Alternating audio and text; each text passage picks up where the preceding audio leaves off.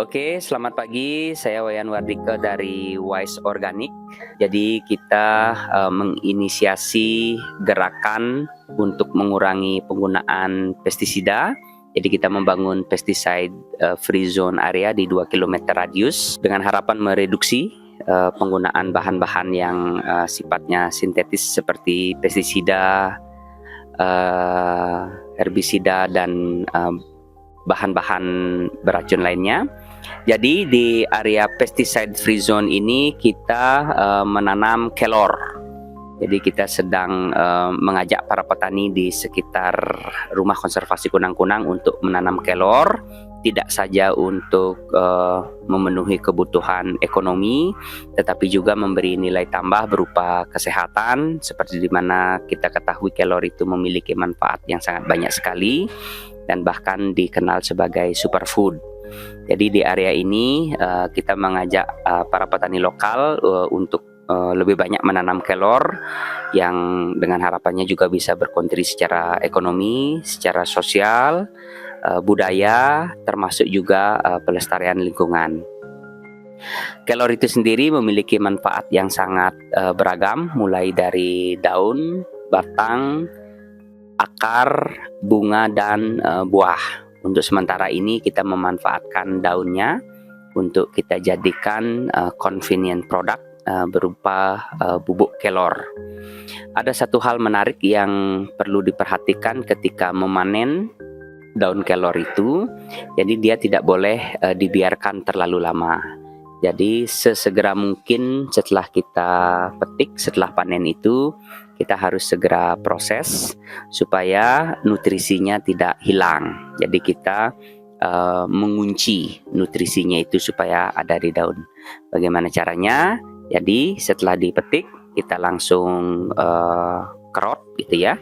Kita langsung pisahkan dia dari batangnya supaya nutrisinya itu tidak terserap kembali oleh batang. Karena begitu dipetik, batang itu akan menyerap kembali nutrisi yang ada di daun. Jadi sehingga itu harus segera diproses.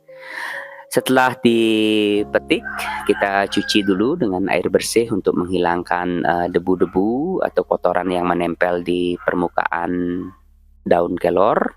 Kemudian dikerot secara manual. Kemudian kita tiriskan sebelum dimasukkan ke dehidrator. Karena di tempat kami curah hujannya tinggi dan sinar matahari tidak menentu, jadi kami menggunakan alat bantu berupa dehidrator. Kelebihan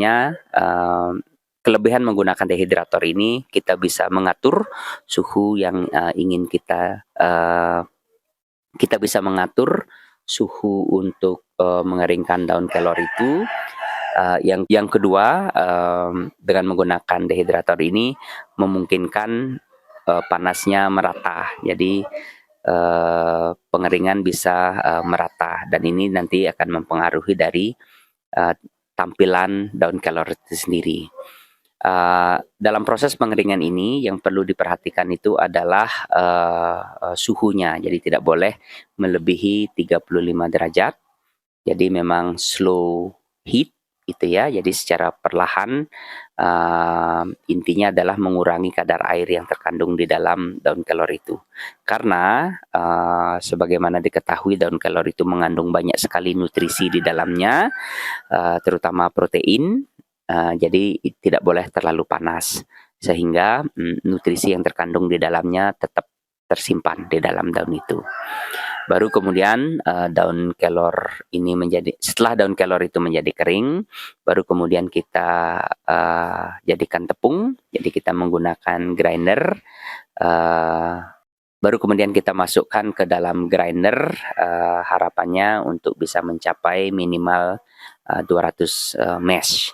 Sebenarnya daun kelor itu semakin halus, dia semakin baik karena dia akan terserap lebih baik ke tubuh.